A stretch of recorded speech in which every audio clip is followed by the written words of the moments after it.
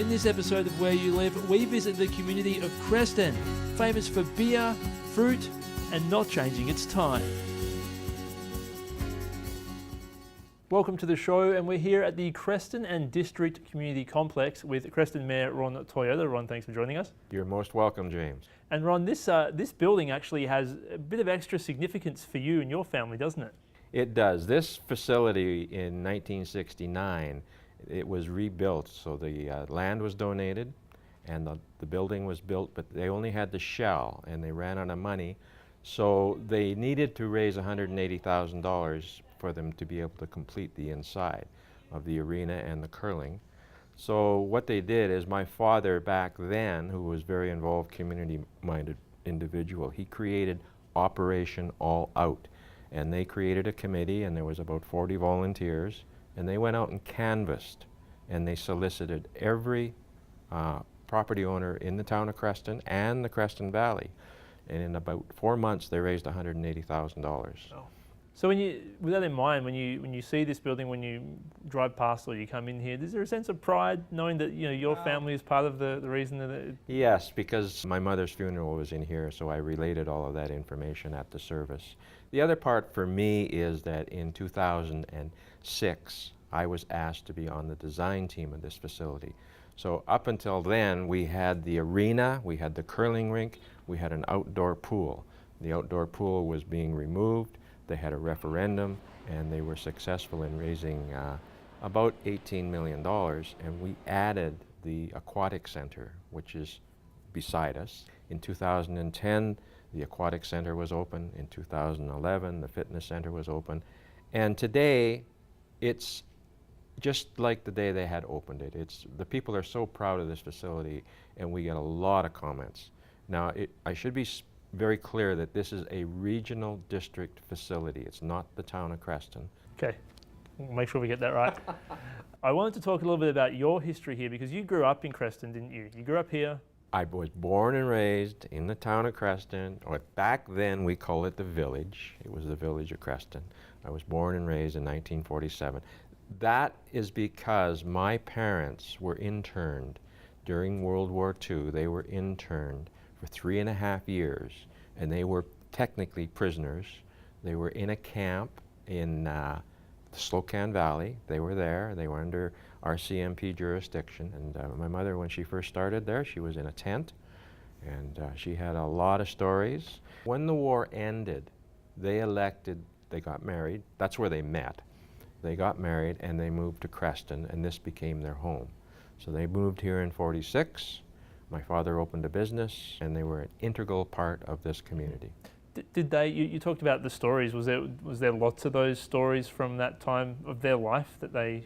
Well, my father was a very involved community individual. So you can talk to kids that I went to school with when we graduated in the '60s. They have all sorts of stories about how he helped them steer their, give them their vision and everything else. The individuals that still are here in community, they'll start telling you stories that even baffle me. So, now you went away for a number of years. You lived in Cranbrook. What was it that drew you back to Creston and the Creston Valley? Yeah. I ran our family business out of Cranbrook for 30 years. So from 1969, when I got married and we raised our 3 children, to 1998, I was in Cranbrook. Then I sold all the businesses, we shut everything down, and I went into some other ventures, and in 2001, made the decision to come back to Creston. We had a lake property on Kootenay Lake, so that became our home. It was always a summer home, but in 2001 we moved back, and in 2007 I retired. 2008, someone said you should run for mayor, and not living in the town of Creston, not being a counselor, they didn't think I had much chance. But anyway, I ran. I was elected in December 2008, and right now I'm in my 9th year. So that wasn't something that you had been considering for some time? It was just something that somebody mentioned to you in passing, and you thought, oh, we'll give it a go? I think at the time, being involved and being in the community, you just saw what was going on around, and I knew the potential, and having born and raised here, small town, everything else, I always had a certain pride. So yeah, it was an opportunity. It was an opportunity, and it's worked out quite well. You're now in your third term as mayor. You talked about, you saw opportunities there.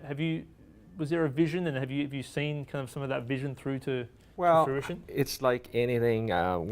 Sometimes people call me. They think of me as a politician. I don't think of myself as a politician. I am a community volunteer. Yes, I do get paid. It's part-time pay, but it was the opportunity to see the community develop. And it's not me just as mayor. It's a council, and having a strong council.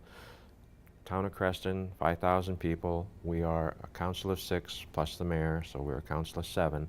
And having a team, as well as a management and staff that work together, we were able to make things and have things develop. So we're quite proud of it, and there's been quite a few things that have been happening. Small communities, etc., the biggest thing that you have to try and make sure happens is that you have a strong infrastructure.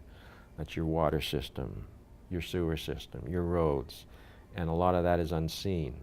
But we're very proud. We've got state-of-the-art septic sewage system now, and we have a very good water system that is just being completed by this fall. We'll have a totally 11 kilometers of new water line built that services the town of Creston as well as Erickson, and it's state-of-the-art. So we're very pleased with those types of developments. Talking a little bit about the demographic side of things, how have you seen the town's kind of feel and the town's demographic kind of profile change since you came back to Creston, and then again since you started on council? And I think one of if you look at developments and you have hindsight and you look back, etc., but 2011 is when Canada Census, we went over 5,000 people. What that meant was we went from a provincial policing model to a municipal policing model. Our taxes in 1 year would have gone up about $1 million with that one situation. So I think what happened is that when we went over the 5,000 bubble, attitudes changed. We are now becoming a growing community. Up until then, there was it was just the idea, don't grow, don't get big, because then you'll have to pay more taxes. And that tends to set the attitude. It's like a negative, like, I don't want you coming here open a business. I don't want you to be successful because we want to stay under 5,000. And I just think that is part of what's happened when we look back. We went over in 2011. We just had the census here again, and same thing happened. We stayed over 5,000. So that's about the pride and knowing that you're a growing community, and I think it's subconscious. It's a lot of attitude that makes things happen. So, you mentioned some of the things that you're proud of in terms of the infrastructure and that kind of stuff here in Creston. As you look back on your 8 years, what are some of the achievements, some of the things that you're most proud of, most excited about for this area? The one I'm the most proud of is because I was involved with the design and then seeing it physically happen, and it's in the town of Creston is this community complex. And we've had a lot of very favorable attitude, and people are very proud of what we have. I think our downtown is vibrant. We're seeing things develop, etc. The Ramada Hotel being built, I believe it was in 2009-ish, having it developed, 80-room facility, upper class type of thing. I think that was really, that solidified, because now we're getting conferences, we're getting more larger facilities coming in groups and meetings, etc. So all of those work hand in hand. It wasn't one individual thing. I think our brewery has been very strong and supportive. They've been growing. Our 2 lumber mills in the valley, they're all positives, very positive. And looking forward, of course, with the election, the next election coming up next year, are we looking at a 4th term here for Ron Toyota? All things being equal, and one would be health and one is family. All things being equal, yes, I'll run for another 4th term. That'll be October of 2018, and it will be a 4-year term, yes. And I guess then there's a few things that are still works in progress. Yeah, our biggest strategic priority within council, our priority is to get our highway truck traffic off of our main street, and that will give us our downtown that we could actually have markets and fairs and walking venues and that sort of thing. The intersection that was built 2 years ago, which is at where the grain elevators are next to the Creston Valley Chamber building, that intersection, when it was completed, is phase 1 of our highway realignment. And the phase 2 would be realigning all the truck traffic, all the highway onto Cook Street, and then coming back and joining around where the Dairy Queen is. And all things being equal, 3 to 5 years, yes, hopefully it will. Great, awesome. Well, thank you very much for joining us. No problem. Ron. Thanks very much, James. Don't go anywhere. We've got more coming up after the break.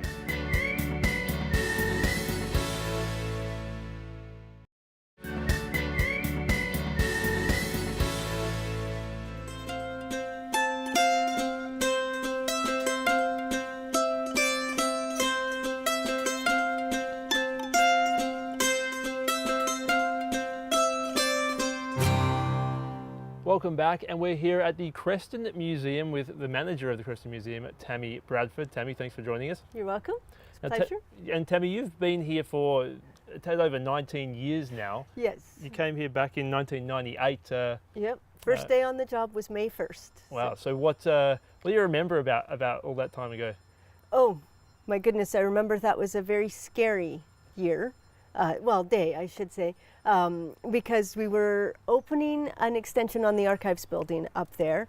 And my first day on the job, I had been on the job for 20 minutes. I am meeting the press. I'm meeting the mayor. It was Leela Irving at the time. I'm supposed to be welcoming people to this site that I knew virtually nothing about.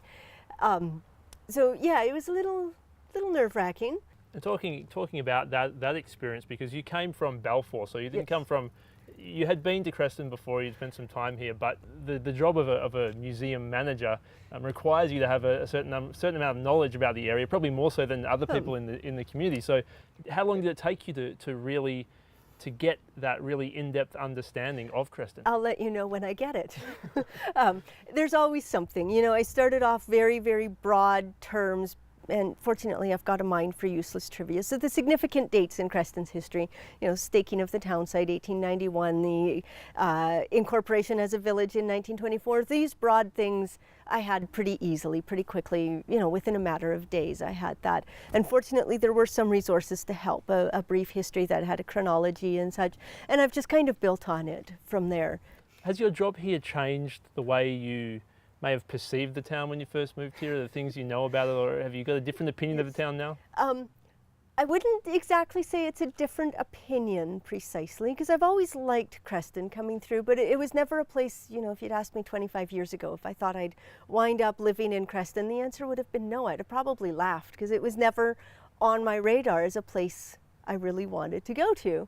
So when I started working here, everybody, me, my parents, my family, even people here, figured that this would be a really good place to start. 5 years here, get some experience, and then move on to any museum pretty much anywhere.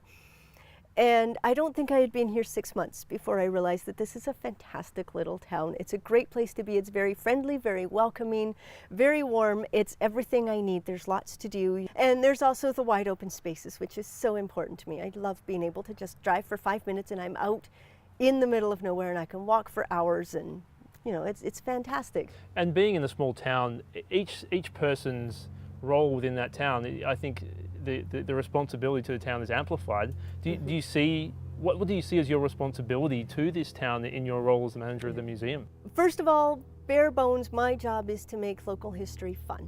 You know, it's a stereotype. Unfortunately, the way history is often taught in schools, we come away with it thinking history is nothing but a bunch of names and dates, and it's not. That's chronology. That is not history. My job is to make people see the history, the people behind those names and dates, the challenges that they encountered and overcame, the challenges that they continue to face even to this day, and that's something that we're trying to do more and more of, is show how the past has shaped and informed and is continuing to shape and inform our present and our future. So that's what I like to think I do. And given that you are the only the manager here, and you don't have a lot of I guess paid support, how important are the volunteers in this town to you? And what is it about the small town? Do you think that the opportunity to get volunteers is a little bit easier, perhaps? I don't think it's easier in a small town to recruit the volunteers because you are recruiting from a smaller body of people, and there's a lot of competition for those people. But on the flip side, you know people, and I know these people, they know somebody else. If we have something that we need done, I have to make one phone call and I'm in touch with somebody who knows how to do it and is at least willing to come down and give me some suggestions on how to do it. So that is wonderful, this small town feeling, the idea that everybody knows everybody else and knows who is willing to help and who might be able to offer advice, and knowing that I can phone people up who I've never talked to before and ask them some weird random question like, I need to move a logging arch. How do I do that? And they go, oh, okay. And they come up with it, So I would assume that for you the 19 years have sort of flown by. Yes. When you started, did you have a vision for where you wanted the museum to be, and have you reached that vision in the 19 years, or is there still room? I think so. For me, I am actually, believe it or not, one of these people who did not like museums until I was 16. I disliked them. I found them very dull, very boring. I loved history, did not like museums. You'd walk in and there's these display cases full of things, and I remember walking into museums and there'd be this person in this little room who would take your money, and then that was it. You didn't interact with anyone or anything until you left 15 or 20 minutes later. And that was not what I liked about history. I liked the stories and the connection and the actual doing things. So yeah, I guess my vision for this museum when I started was not boring. However you want to interpret it, I know that's very vague, but that's just it. I was not going to be the manager of a boring museum. And yeah, I think we've accomplished that. We do still have the display cases full of things, but we also offer guided tours. We've got lots of interpretive things, lots of hands-on interactive things that you can do here, even when we don't have a big event going on. And how about the next 19 years?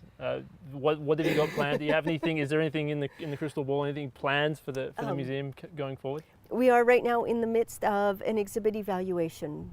Because we are a community museum, we really want to make sure that our exhibits and the programs that we build around them really do reflect what the community wants other people to know about the communities, whether it should be all permanent long-term things or a mix of long and short-term exhibits, whether they should be interactive or whether the artifacts in them should be completely hands-off and idealized, for lack of a better word. So yeah, we're really trying to get that feedback and learn from the community what we should be doing next. So at this point, it's going to be fun, it's going to be busy, but it's impossible to predict exactly what that's going to look like. Awesome. Tammy, well, thank you very much for joining us on Where You Live. Thanks for your time. You're welcome. It's a pleasure. And stick around, we've got more coming up after the break.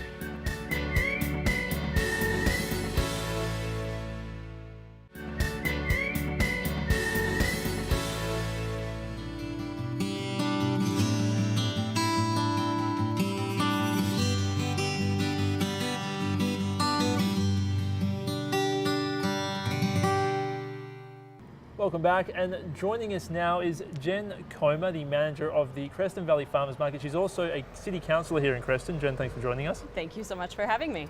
Now you grew up in Nelson in the Kootenays, and you went away to university in Victoria. You came back 7 years ago. What was the idea? Why did you want to come back here? Yeah, my husband and I came back for the lifestyle. You can't beat it anywhere.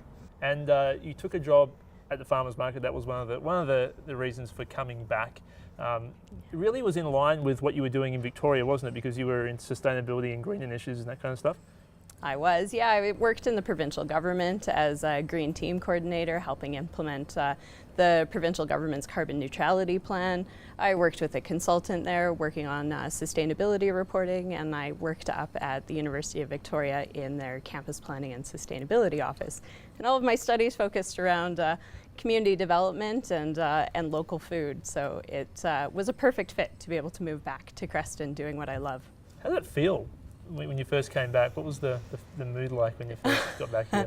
Well, you could tell that this town, it's just been edging on this precipice of exploding with a lot of really great young and vibrant energy. And so in us moving back, we knew that that was about to happen, and we could feel the energy. And so it was this cautious optimism of, can this all really work? And so we moved back, and I took this part-time job. My husband found a little bit of work. We lived in a cabin in his parents' property, and really just got a chance to reconnect with nature and spend a lot of time outside. And it's just a tremendous feeling to get out of the city, get out of rush hour, and have my 7-minute commute to work. And speaking of your job at the farmers market, which you've been doing sub a couple of years for maternity leave since 2010, what have you been trying to achieve with your role at the farmers market? Yeah, with my role at the market, it's really all about this community vibrancy, supporting the agricultural producers that we have, supporting the artisans that we have. We knew when I first started it was a seasonal market, and we knew that there's food in this valley 12 months of the year. Farmers need to make a living 12 months of the year. And so we knew it was just a matter of bridging that gap between having a market where customers could shop at and an outlet where vendors could sell at. And so over the years, we've turned it from a seasonal market into one that runs year-round. Have you seen more vendors over the years? Yeah. Huge numbers. We had 63 vendors at some of these summer markets. And when I first started, we were lucky if we had 20. So we've grown leaps and bounds, and we've actually just recently done an economic impact study for the market, and figured out that we contribute well over $2 million to the local economy every year. Are you going to take some of the credit for that, or is there forces outside your control? It's an entire local food movement. People are hungry to reconnect with where their food comes from. They want to know that there's no weird, creepy ingredients that they can't pronounce in it. And people are hungry for that. So we've been able to just tap into that energy, and we make the market be a really fun and inviting place to be for folks to be able to come out and socialize, whether or not they're stocking up on all their week's groceries or buying a gift for somebody. It's a spot where you come to meet everybody in the town on a Saturday morning. And you obviously had an idea of coming here to make a difference, because you also became a city councillor. What was the idea behind that, behind getting involved in small town politics? It's something that's interested me for a very long time. I was, before I got on council, I was part of the integrated sustainability planning committee that we had here, reviewing some sustainability goals for the town of Creston. So I did that in 2011 and 2012, and so I got to know some of the staff at Town Hall and got to know our mayor and and the councillors at that time. I really loved the direction that they were headed. They were very forward-thinking and wanting to grow and make this community more vibrant. And I thought that that was somewhere where I had a skill set that I could lend. And it's been an incredible journey. And it's quite a young city council, this group, isn't it? Yeah, it is. We have 3 councillors who are in their early 30s now, which is complemented very well by 4 others who are retirees. So we really feel like we're able to kind of get the full spectrum of the folks who live in this valley and what they're looking for, making sure what plans we're making at the council table fit for folks in the community. And talking about folks in the community, obviously your job at the farmers market, you deal with the farmers and you deal with a lot of people coming down to the markets. What has that helped you understand about the people of the Creston Valley? Oh, they're so friendly. That's, everywhere you go, it's just hello and smiles everywhere, and people are just itching to really want to connect with who their neighbors are. There's no such thing as walking downtown here with your head down and you don't look people in the eye. It's not the way of the Creston Valley. So it always just feels so welcoming and so friendly. Now, 8 years on since you first took on the role of the manager of the farmers market, have you achieved what you hoped to achieve?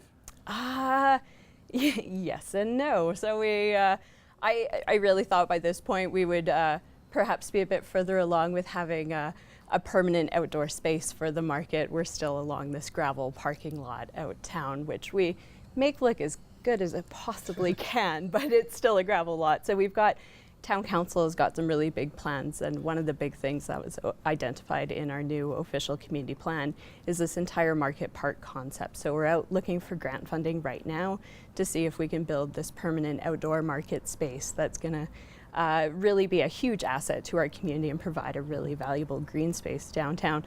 So when I came on in 2010, I wouldn't have thought that this would have taken, 7 or 8 years for it to happen, but things take a lot of time and you have to be really patient, but it's well worth it. Obviously, agriculture is a very important thing for this town, but what did you learn about just how important it is?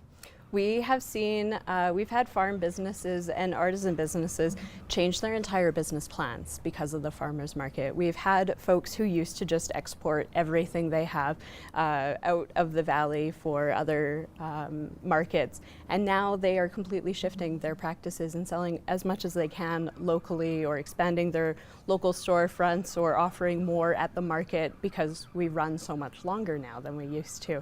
So it's made a big difference to watching producers grow their businesses. Awesome. And finally, what do you have in store for the next 7 years at the farmers market? The next 7 years. I don't know. It's hard. Being on council and all that.